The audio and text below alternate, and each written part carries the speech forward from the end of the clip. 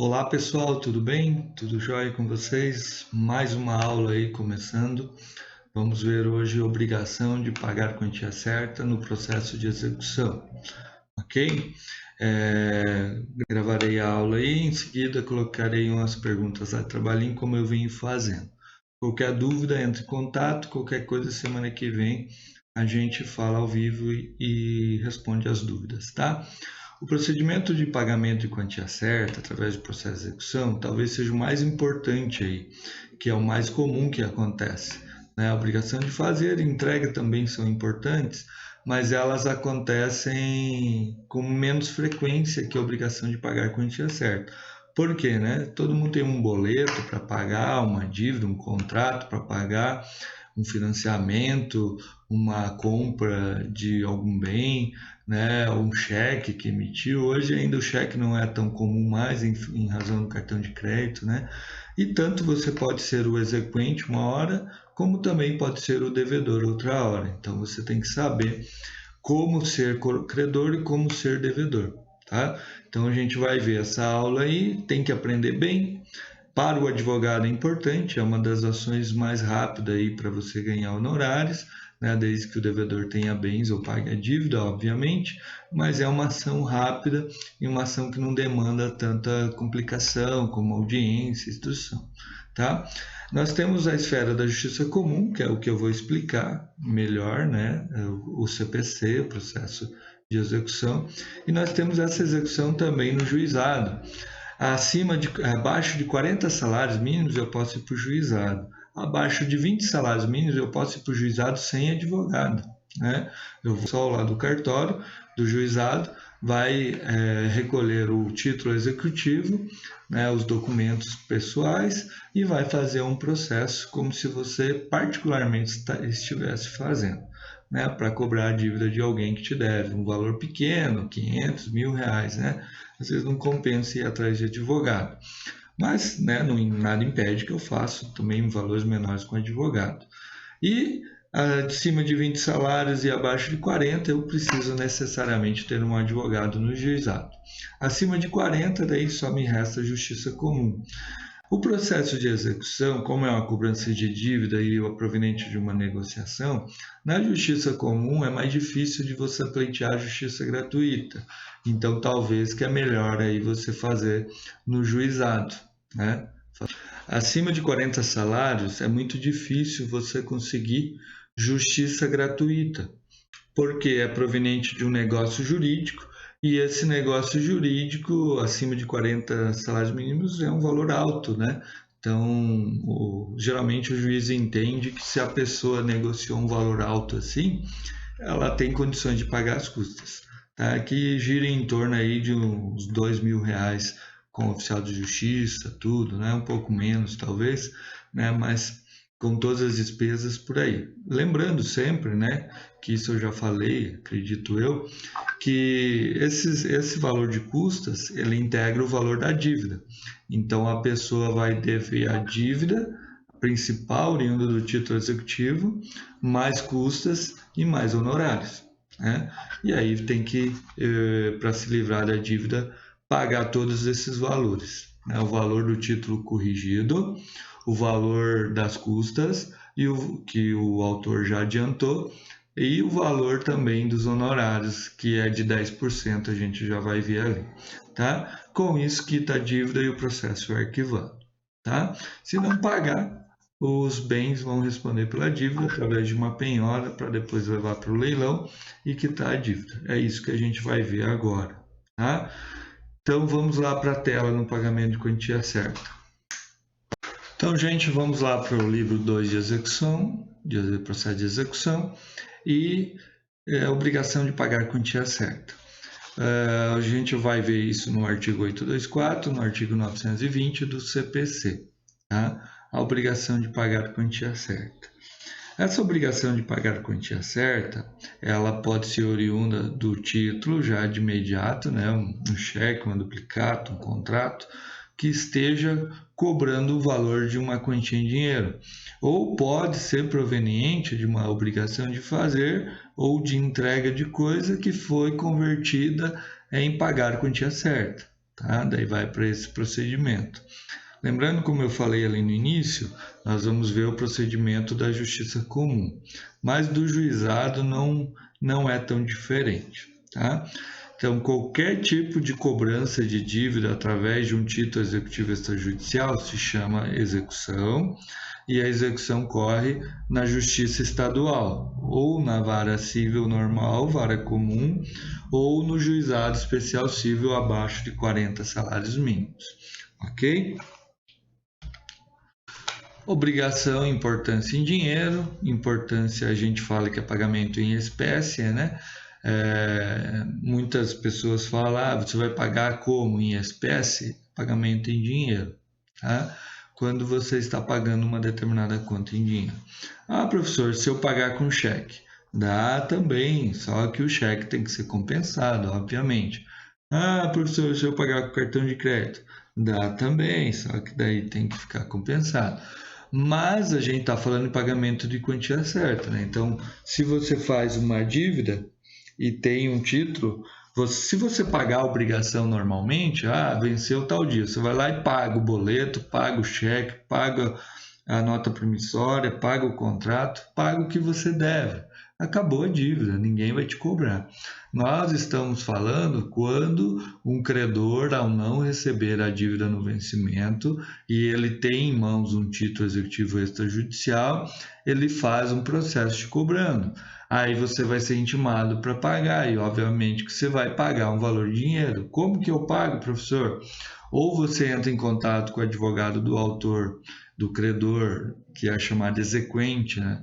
E paga a dívida, daí ele vai fazer o cálculo atualizado, porque geralmente demora um mês até ser citado e já tem mais acréscimos, né? Daí ele vai te cobrar e você vai pagar mais custas e honorários. Os honorários, se forem pagos dentro do prazo, você vai ver que tem uma redução. A gente já vai ver isso, tá? O restante você tem que pagar as custas que o exequente pagou e mais a dívida. O processo seguiu, não paguei, seguiu, procurou bens, não achou, faz um ano. Agora que eu tenho dinheiro, posso pagar? Claro, você pode pagar a qualquer momento, tá? Desde que o credor aceite, porque o processo vai seguir da seguinte forma.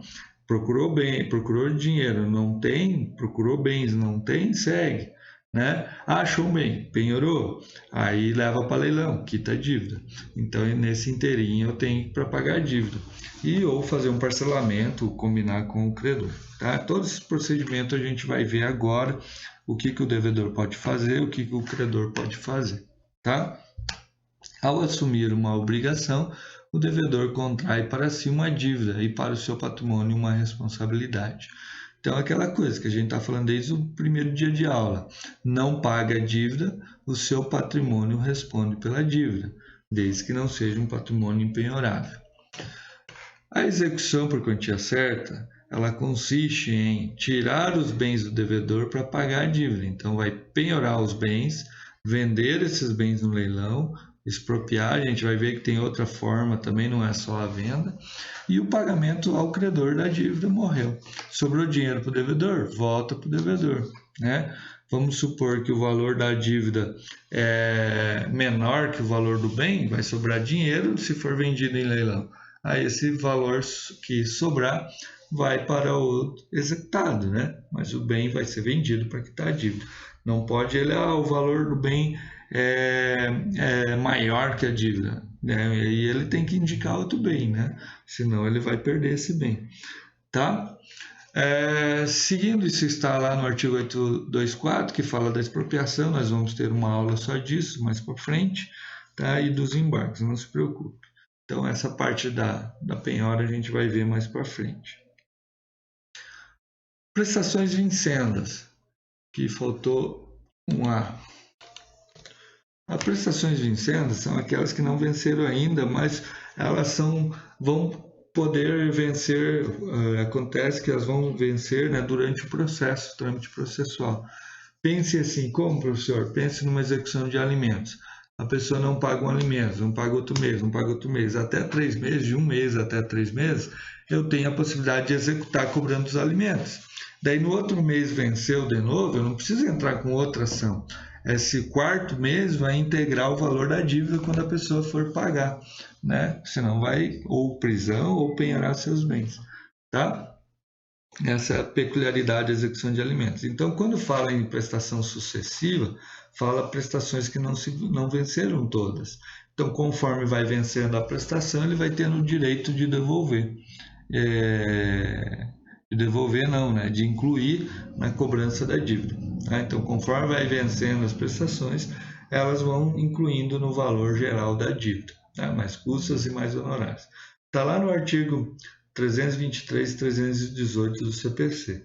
São consideradas incluídas no pedido, independentemente de declaração expressa do credor, né, novo pedido, e que se compreenderão na condenação, enquanto durar a obrigação, se o devedor, no curso do processo, deixar de pagá-las ou de consigná-las. Tá? Então, vai acrescentando essas prestações sucessivas à dívida do devedor. Execução por quantia certa contra devedor solvente.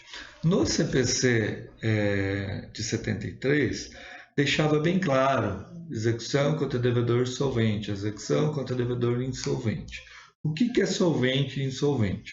Solvente é aquele que tem bens para saldar o pagamento da dívida. E ao contrário, insolvente não tem, né? O insolvente ele não tem patrimônio suficiente para quitar a dívida. Aí o que acontece? Um é solvente, outro é insolvente. Como que eu vou fazer para entrar com processo contra devedor solvente, como devedor insolvente? Não. O devedor insolvente é aquele declarado em decisão judicial, ou em razão de uma insolvência civil, ou em razão da decretação de uma falência no caso de uma empresa. Esses são insolventes. Então, esses eu tenho que participar do processo de insolvência para receber a dívida. Todos os outros que não têm declaração de solvência, eu não sei se eles são solventes ou não. E aí eu entro com execução normal, cobrando sob pena de penhora. Eu só vou saber se ela é insolvente depois que eu não achar bens, né? Então, o CPC novo, ele não fala em execução de pagamento de quantia certa contra devedor solvente. Ele só fala execução de pagamento de quantia certa. A situação do devedor insolvente, daí ele tem regras próprias que vocês vão ver no 10º período com relação à falência lá, tá? E a declaração de insolvência. Então, essa parte da insolvência, vocês vão ver que tem uma execução coletiva. São vários credores cobrando um único devedor, porque ele não consegue pagar todo mundo, então ele vai pagar uma parte para cada um de acordo com uma classificação de crédito, tá? Mas vocês vão ver isso lá no 10º período. A expropriação dos bens do devedor é o que manda, o que tem efetividade para quitar a dívida, né? O procedimento sempre terá que ser provocado pelo credor mediante petição inicial. O processo de execução não corre ex officio, nem mesmo quando entra. Sempre é por requerimento do credor, requerimento do exequente. Tá? Então tá ali. O procedimento sempre terá que ser provocado pelo credor mediante petição inicial, isso para executar, combinado com as regras do procedimento executório, desse livro 2 que a gente vai ver agora. Então, o que eu preciso lá para a petição inicial da execução contra o devedor? Coloquei solvente ali, mas é só... Como que eu coloco o nome da minha peça, professor? Você pode colocar processo, vem perante Vossa Excelência, propor a presente execução, pode falar execução de quantia certa, pode falar execução de título extrajudicial, pode falar execução para pagamento de quantia certa contra o devedor solvente, tá? Então, essa nomenclatura aí é o de menos em concurso, em prova da OAB, no processo de execução, essa nomenclatura basta processo de execução. Tá? Então eu tenho as regrinhas do 319, que fala da minha petição inicial, fala do endereçamento, a gente já viu a competência nas primeiras aulas, fala da competência para propor execução, aí tem o preâmbulo, a qualificação das partes, o processo de execução, e segue com fato, direito e pedido, né? Essa situação do processo de execução, de dividir na forma do 319, fatos, direitos e pedido, na execução na vida real, ela é mais simplificada. Basta eu falar que a pessoa deve, Basta eu apresentar o título executivo e aí eu peço a citação para pagamento. É uma petição que de repente dá de fazer em 1, 2 folhas. Tá? Não tem aquela parafernália de falar de artigos, doutrina, etc. Não, é simples. Tem o título executivo? Tenho. Coloca o valor, coloca o título, diz que é credor e executa. Tá? Esse é o processo de execução. Bem mais simplificado. Agora, na prática simulada, numa prova da OAB, num concurso, eu sou examinado, então eu tenho que mostrar que eu sei. Então, vou nos mínimos detalhes do 319, vou colocar os fatos, que está no problema, o que é oriundo da dívida, daí eu vou para o direito, mencionar o artigo 798 com os requisitos, falar de tudo que tem que falar do processo de execução e da citação, ok? Esse é o processo de execução. O 798 me traz os requisitos da execução. O que o exequente tem que apresentar fora o 319? Ele tem que instruir a petição inicial, óbvio, com o título executivo extrajudicial. Por que ele tem que instruir a inicial com o título executivo extrajudicial? Porque é o X da questão, é do título que se extrai o processo de execução. Tá? Então, eu tenho que apresentar o título. Nos títulos de crédito, cheque, duplicata, promissória, letra de câmbio, eu tenho que apresentar o título original. Já falei para vocês. Por que eu tenho que apresentar o título original? Porque a posse do título presume o pagamento. Se o título está em posse do autor, do credor, do exequente, ainda a dívida não foi paga. Se o título está na mão do devedor, a dívida já foi paga. Hoje tem alguns juízes que já não pedem mais para juntar original, presume-se que o advogado está com original. Em contrapartida, o devedor tem que falar, eu quero ver original, eu não devo isso aí. Né? Óbvio que se o devedor ele deve, ele não vai se importar, porque sabe que ele deve, sabe que está na mão do credor. Agora, se ele fala, não, esse título não tem, então ele vai pedir para juntar original, ou foi falsificado, vai pedir para juntar original e, se for o caso, fazer perícia para provar que não foi ele que assinou, tá? Essa situação, então, é o início do processo de execução. Então, 319, título, e no caso de pagamento de quantia certa, eu tenho que apresentar o demonstrativo do débito atualizado até a data da propositura da ação, quando se tratar de execução por quantia certa. Se depois demorar para pagar 1 mês, 2 meses, 3 meses, 4 meses, enfim, eu vou atualizar o valor para receber lá naquele momento. Mas para entrar com a ação, eu tenho que apresentar o valor atualizado. O que é esse valor atualizado? É correção monetária e mais juros de 1% ao mês desde o vencimento. Tá? É assim que o devedor vai ter que pagar a dívida. Continuando o 798, eu tenho a prova de que se verificou a condição ou ocorreu o termo, se for o caso. Tá? O contrato tem condição, tem termo, eu tenho que provar junto com a execução, senão vai ser exceção de contrato não cumprido. D. A prova, se for o caso, de que adimpliu a contraprestação que lhe corresponde ou que lhe assegura o cumprimento, se o executado não for obrigado a satisfazer a sua prestação, senão mediante a contraprestação do exequente. Essa situação do 476 do Código Civil, exceção de contrato não cumprido. Eu, exequente, não posso exigir do executado o valor sem que eu tenha cumprido com a minha parte, sem que eu tenha operado a condição, o termo também, da linha C.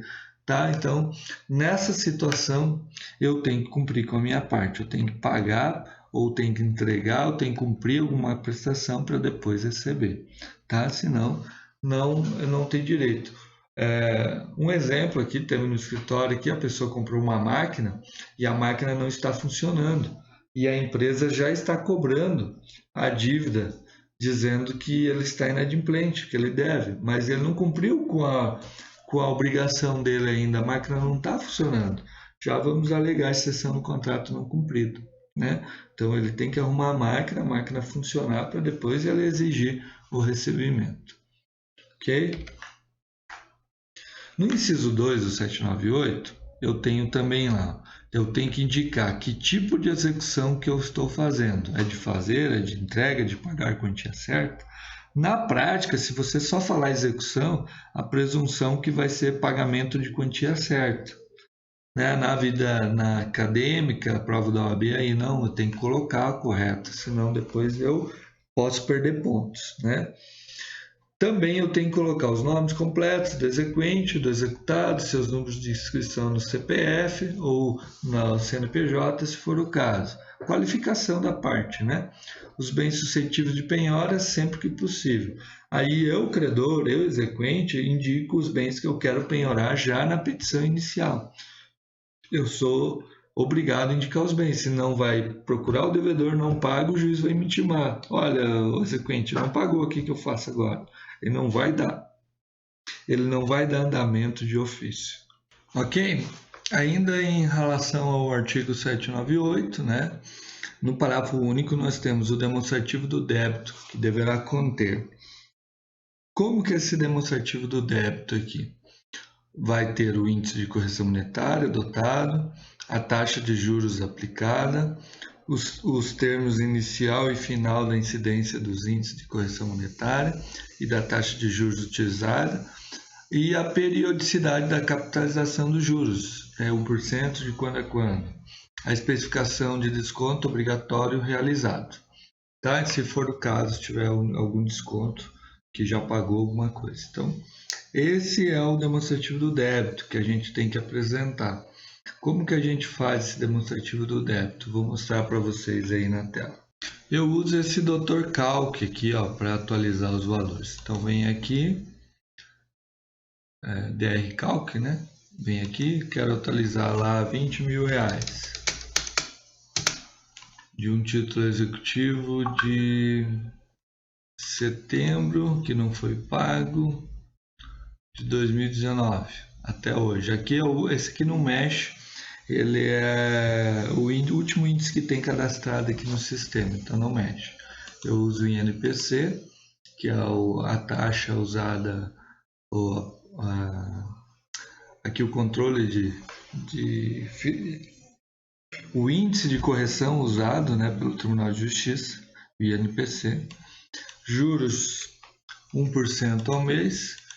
Juros simples, de novo, valor lá, 1 do 9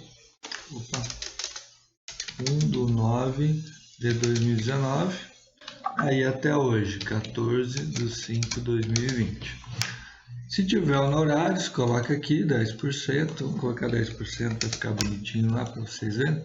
Se tiver algum tipo de multa, como é o início aqui no processo de execução não tem multa, diferente lá do cumprimento de sentença, né? Aqui o valor, atualizo, me dá o valor ali, mês a mês, quanto que foi que ele tem que pagar hoje, 24.000, 2.000 é de honorários, tá? 2.000 de honorários. Então, esse aqui é o demonstrativo do débito, vai dizer o valor, o indexador, qual foi, a periodicidade, 1 do 9 de 2019 a 1 do 4 de 2000, taxa de juros, 1% simples, período do juro, de quando a quantos honorários. Vejo que é tudo isso que a gente falou na nossa...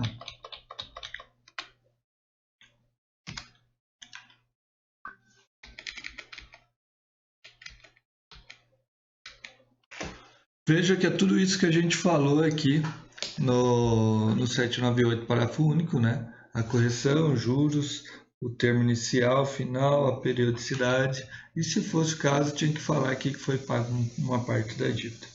Ok? Vamos lá ver de novo. Aqui. Tá? Daí eu coloco para imprimir em PDF, guardo que eu vou ter que juntar lá no processo de execução. Para vocês terem uma ideia aí, quando eu faço um processo de execução, eu costumo deixar assim, eu vou fazendo inicial, eu coloco inicial 1, procuração, documentos pessoais, comprovante de residência, ali é um cadastro que a devedora tinha com o exequente, relação das mercadorias, nota promissória que eu estou executando e atualização do cálculo. Para depois, a hora de protocolar, fica tudo mais fácil. Entenderam? Então tá lá o demonstrativo do débito e aqui que eu tenho que apresentar. Se não apresentar o demonstrativo do débito, professor, provavelmente o juiz vai mandar complementar. Não é um requisito que xinga a execução, mas é um requisito sanável, né? Para seguir a execução tem que informar esse demonstrativo do débito aí. Procedimento de execução. Então vamos lá, como que é feita a citação? A gente já viu várias aulas aí nos outros bimestres também.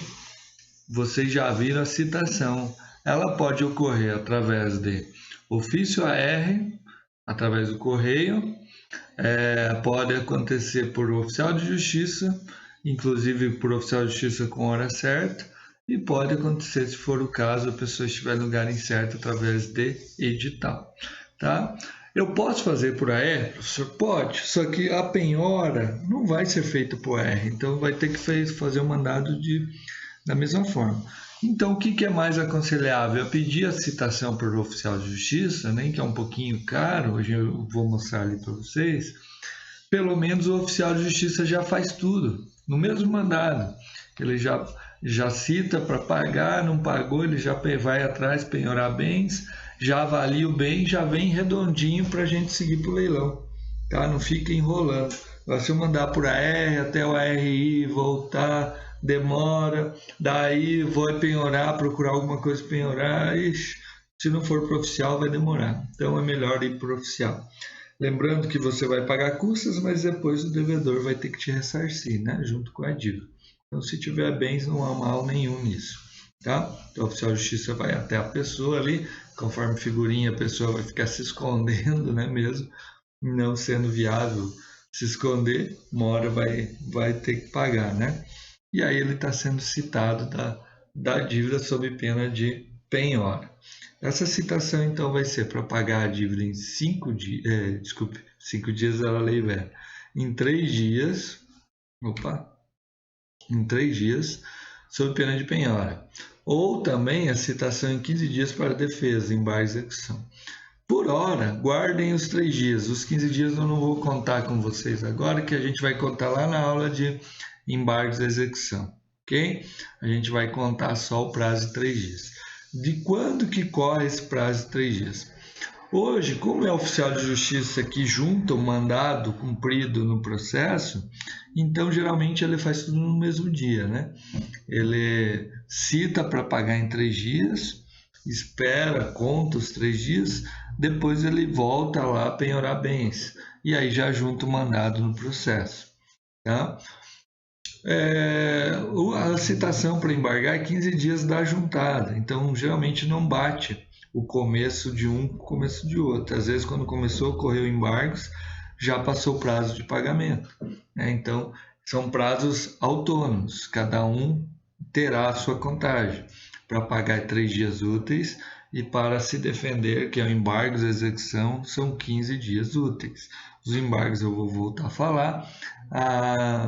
Aqui dos 3 dias a gente sempre vai falar, mas tem que ver que o devedor terá esses 3 dias para pagar. Se ele não pagar nesses 3 dias, qual a consequência? O oficial vai já começar a procurar bens a penhora. Se já foi indicado no inicial, ele já vai penhorar, né? Então, como eu disse lá no início, é um procedimento mais rápido, né? Qual a consequência se ele pagar nos 3 dias? Aí tem uma consequência boa. Os honorários lá do 827 diz que se ele pagar nos 3 dias, ele tem uma redução de 5%, porque cai pela metade o pagamento dos honorários. Vamos ver lá o artigo 827. Lá. Ao despachar a inicial, o juiz fixará de plano os honorários advocatícios de 10% a serem pagos pelo executado. Esses 10%, então, já está ali, pagou de imediato, o advogado já recebe 10%. Ah, mas professor, não é 20% geralmente? Você pode contratar com o teu cliente, a hora que ele receber, ele vai te pagar uma porcentagem da dívida, 10, 20, 30 também. E se tiver defesa, tiver embargos, que é uma ação autônoma, lá vai ter mais honorários. No fim vai inteirar os 20%, tá? Se for o caso, se o credor ganhar, né? O devedor embargou, perdeu os embargos, vai ter que pagar mais os honorários dos embargos. Tá? Então vai acumulando ali. Tá? É, existe uma situação que facilita o pagamento da dívida, que não tinha até pouco tempo, é o parcelamento da dívida. Tá? Como que é esse parcelamento da dívida? A pessoa recebe a citação para pagar em 3 dias, não precisa se desesperar, nada. Por quê? No prazo dos embargos, qual que é o prazo de embargos? 15 dias. Ele tem a opção de falar, não, eu reconheço mesmo que eu sou devedor, eu devo a dívida mesmo, e eu vou pagar parcelado. Aí a lei coloca parcelamento 827. Ele paga 30% de entrada, mais custas e honorários. O saldo ele tem que ir atualizando mês a mês e paga o juro de 1% ao mês para nas outras parcelas, né? Então ele paga, desculpe, vamos lá. Então ele paga 30% de entrada, mais 6 parcelas com correção e 1%. Lembrando que os 30% tem custos e honorários advocatícios para ele pagar também. Tudo que o devedor adiantou para pagar a dívida. Ah, mas não é justo. Claro que é justo. O justo seria ele ter pago a dívida no vencimento, né? Não é injusto, não é justo para o credor esperar um tempão para receber a dívida. Ok? Prevenção contra a fraude. Nós temos no artigo 828 do Código de Processo Civil a possibilidade dos exequentes prevenir contra a fraude. Como assim? Do devedor tirar todos os bens dele, do nome, para não quitar a dívida. Então, o que ele faz, o exequente? O exequente poderá obter certidão de que a execução foi admitida pelo juiz com a identificação das partes, o valor da causa, para fins de averbação no registro de imóveis, de veículos e outros bens sujeitos a penhora, né, arresto e indisponibilidade. Se tem um registro, eu posso lá anotar a existência da ação. No prazo de 10 dias de sua concretização, o exequente deverá comunicar ao juiz a averbação efetivadas. Segundo, formalizado a penhora sobre bens suficientes para cobrir a dívida de outros bens, ou de alguns bens só, o restante tem que ser desbloqueado, tá? Tem que ser desconsiderado. O juiz determinará o cancelamento das averbações de ofício ou requerimento caso o exequente não faça no prazo. Então, pagou, ele tem que ir lá comunicar e dar baixa. Presume-se em fraude de execução, alienação ou oneração de bens efetuados após a averbação. Então, averbou. Ele foi lá e vendeu bem, é fraude. Só fala, não precisa nem fundamentar. Fala para o juiz, é fraude porque ele vendeu, já tinha anotação do 828. Tá? Exequente que promover a averbação manifestadamente indevida ou não cancelar a averbação, indenizará a parte contrária, passando-se o índice de procedendo-se o incidente em autos apartados. Tá? Então, se eu averbar e depois eu não der baixa, corro o risco de eu ter que pagar uma indenização. O executado será citado para pagar a dívida no prazo de 3 dias, contada a citação, que a gente já falou, né? E aí, essa situação. Tá? Então, entenderam? Eu posso me precaver de fraude anotando a existência lá no 8, pegando uma certidão, indo até o registro de imóveis, o Detran, anotando a existência da execução. Daí ele não vai conseguir vender, né? Porque vai estar lá dizendo que tem execução e se vender, o terceiro não pode alegar boa-fé, porque está no título já constante. A penhora, gente, está ali no artigo 829, 833, 835. A gente vai ver essas penhoras ponto a ponto, tá? Na próxima aula. Por hoje, só saber ali tem os bens para penhorar e o credor indica, saiu o mandado de citação, o oficial de justiça vai lá e penhora. Não encontrando o devedor, mas havendo bens no seu nome, daí eu vou fazer o arresto. É arresto que fala, como a gente já viu na medida cautelar de arresto. Só que é diferente da medida cautelar de arresto. Eu já vou mostrar como que é a diferença, tá? Só saibam, não achei o devedor, mas tem bens, não vou ficar eternamente procurando ele. eu vou fazer o arresto dos bens, que é dele, para que ninguém tome posse e depois eu não consiga saldar minha dívida. Ok? Aí então, agora eu tenho um mandado executivo para vocês verem aí. O que seria esse mandado executivo ali? Então, gente, aqui eu tenho um mandado de citação de execução de título extrajudicial, né? Eu apaguei os nomes aqui para não aparecer. Um processo que está na terceira vara civil. O mandado de citação foi carregado ao oficial Marcos. Eles têm uma escala lá de vários oficiais de justiça, onde é distribuído de acordo com essa escala. Tem coisas gratuitas que ninguém quer pegar, né? Que daí tem que ter escala para ser justo com cada oficial. E tem coisas que daí ele recebe mais, recebe quase R$ 400 por diligência, ou às vezes até mais. Então tem que ter uma escala, não ser injusto que cada um pega um valor maior também de diligência, né? Na hora que vai cumprir. Cada diligência deles vão receber. Eu tenho os valores ali mais para frente, vocês vão ver. Tá, então, uma execução de uma nota promissória no valor de R$ 376 mil. A juíza aqui manda fazer o mandado, né? Aqui está mandado porque a juíza está mandando, né? A diligência, o que é? Manda a qualquer dos oficiais de justiça que cumpra o presente mandado, indo devidamente assinado, se dirige ao seu endereço e proceda à citação do executado, tal, na rua tal, para pagamento de 3 dias, mais custas e despesas do processo, e honorários advocatícios de 10%, sob pena de penhora. E segue: os honorários serão devidos por metade no caso de pronto pagamento. Pagou nos 3 dias, paga só 5% de honorários. O advogado fica torcendo para não pagar nos 3 dias, né? Mas enfim, os honorários serão devidos, que já falei, intime-se ainda o executado para em 15 dias indicar bens passivos de penhora. Isso aqui geralmente não tem nos mandados, porque não tem mais essa parte, vai constar simplesmente a defesa, que é os embargos de execução, independente de garantia do juízo.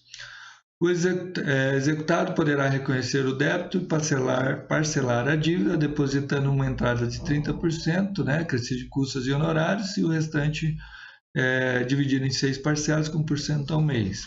A opção do parcelamento implica renúncia no direito de opor embargos, e a falta de pagamento de qualquer parcela implica a resolução automática do parcelamento com a imposição de multa de 10%, ainda isso aqui que o juiz coloca lá.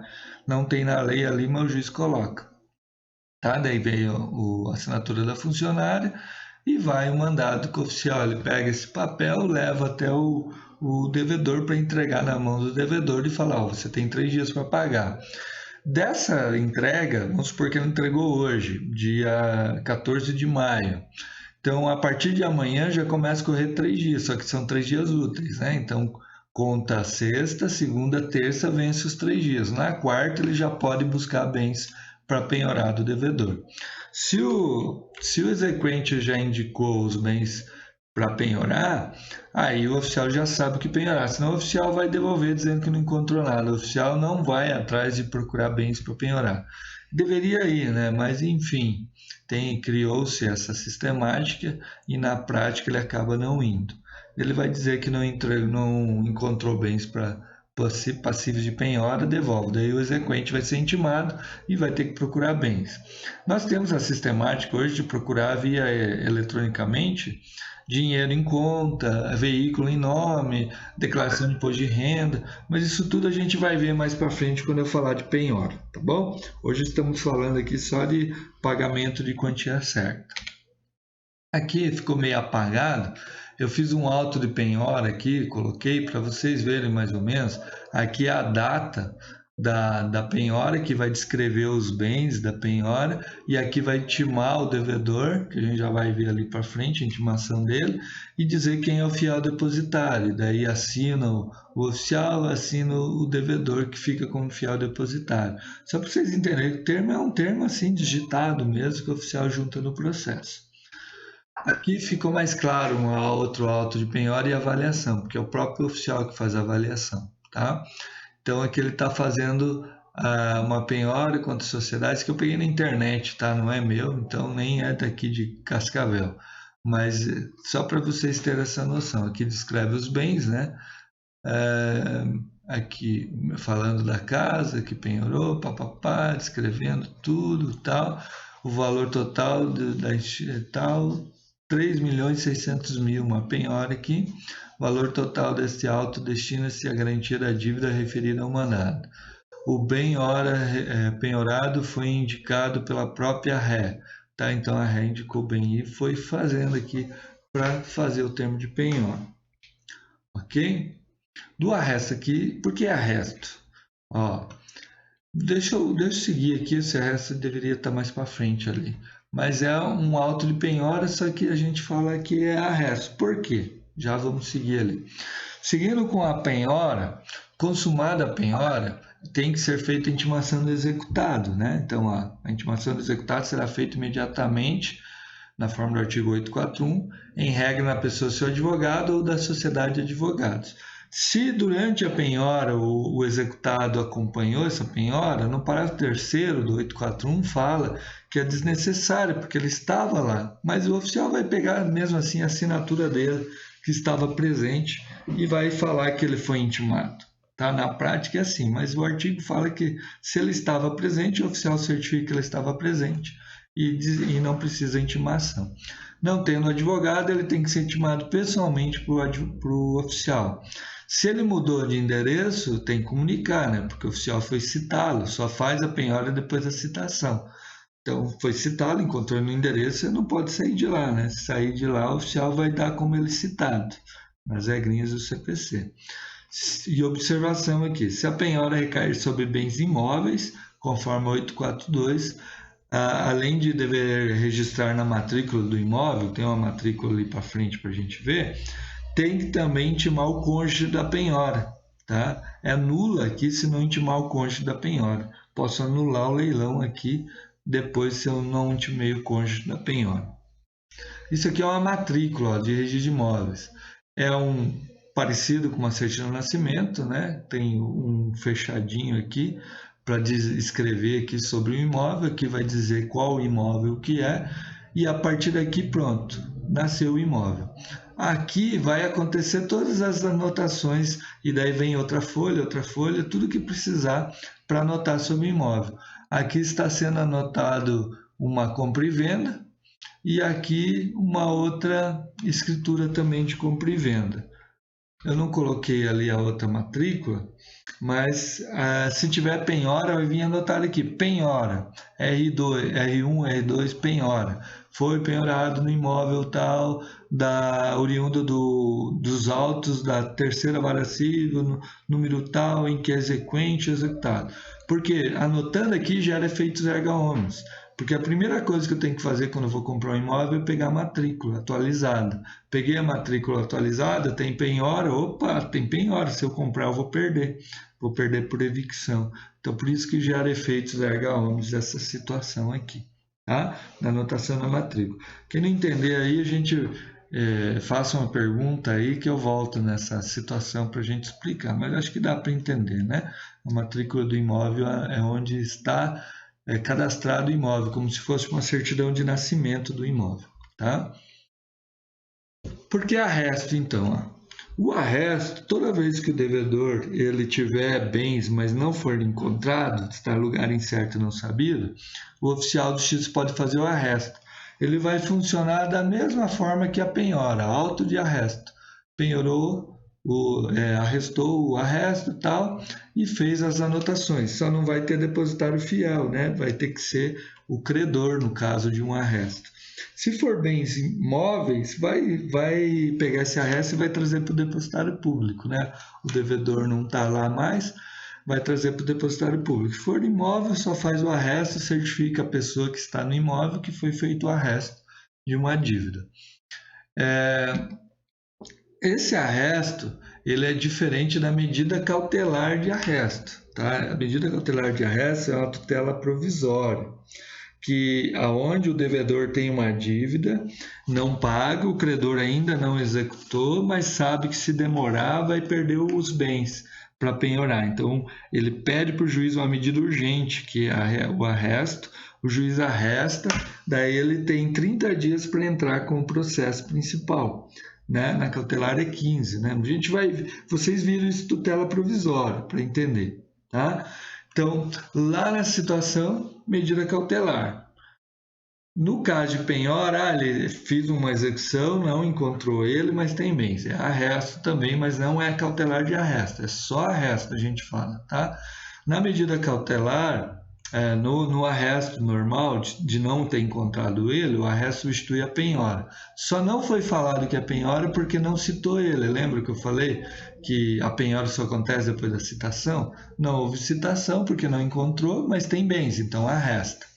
Na segunda é uma medida cautelar, é uma apreensão do bem. Então, por isso que é diferente um pouquinho. Qual a implicância dessas duas diferenças? Porque o oficial de justiça, ele tem custas para receber. No caso de medida cautelar de arresto, as custas dele é R$ 329. E no arresto que substitui a penhora por não ter encontrado, é o mesmo valor da penhora, que é R$ 99. É uma diligência. No início dessas custas aqui, os oficiais de justiça começaram a querer cobrar a medida cautelar de arresto para uma situação que era igual a penhora, não existia lógica. Né? Eu discutia sempre com o oficial de justiça quando trabalhava no cartório em razão disso. Mas discutia, né, que tinha que ser esse valor. Daí saiu uma norma do tribunal falando, não, esse arresto do 830 é igual penhora, o valor é menor. Medida cautelar de arresto é outra coisa, daí é o valor maior. Tá? Então hoje já não há mais essa confusão, mas para você entender que são duas coisas diferentes, a medida cautelar de arresto e o arresto. Porém, a medida cautelar de arresto, ela está prevenindo uma execução. Quando eu executar, e aí eu citar o devedor e não receber a dívida, eu vou penhorar o quê? O que foi arrestado na medida cautelar. Da mesma forma, se eu não encontrei, só o que vai diferenciar aqui. Nesse arresto aqui, eu vou lá por 830 do CPC, que fala assim, ó. Aqui, ó. Se o oficial de justiça não encontrar o executado, arrestar-lhe-á tantos bens quanto basta para garantir a execução. Daí o que acontece depois que não é encontrado o devedor, faz o arresto. Nos 10 dias seguintes à efetivação do arresto, o oficial de justiça procurará o executado 2 vezes em dias distintos e, havendo suspeita de ocultação, realizará a citação em hora certa, certificando pormenorizadamente o ocorrido. Incumbe o exequente requerer a citação por edital, uma vez frustrada, a pessoal e com hora certa. Aperfeiçoada a citação por edital ou a outra e transcorrido o prazo de pagamento, o arresto converter-se-á em penhora, independente de termo. Então vai falar, o arresto foi convertido em penhora. E aí dá para fazer a avaliação, seguir o leilão, designar leilão para vender o imóvel e quitar a dívida. Tá? Então o arresto, esse igual a penhora, ele ocorre porque não encontrou o devedor. Tá? Essa situação vai acabar sempre, já não encontrou para citar, então vai citar por edital, na maioria das vezes, né? Cita por edital, e aí toda vez que um sujeito é citado por edital, por estar em lugar incerto e não sabido, tem que nomear um curador especial também, para verificar se está tudo ok. Se não nomear um curador especial daqui, o devedor depois pode alegar alguma nulidade, ok? Olha as custas do oficial de justiça aqui, então, uma citação, R$ 99,81. Uma penhora, R$ 99,81. Despejo já aumenta, quase R$ 300. Emissão de posse, R$ 199. Prisão, busca e apreensão, sequestro, aqui quase R$ 500. Busca e apreensão, separação de corpos, afastamento do lar, arrolamento de bens, quase R$ 400. Lacração do imóvel, arrecadação de bens, R$ 399. Aqui, como é apreensão, tal, sequestro, reintegração, arresto, quase R$ 500, entendeu? Coloquei errado até o valor, eu olhei o 399. Na verdade é 499, vou arrumar lá e 05, tá? Nessa situação, então, vejo que se confundir medida cautelar com arresto normal, em vez de você pagar R$ 99,81, vai pagar quase R$ 500. Então, ele citou 99, penhorou, mais 99, intimação da penhora, mais 99. Tá? Então, 3 vezes 99, uma citação normal também. Né? Vai dar quase R$ 300. Ok? Isso é custas do oficial de justiça. E o oficial de justiça também, além dele fazer a penhora, ele faz também a avaliação.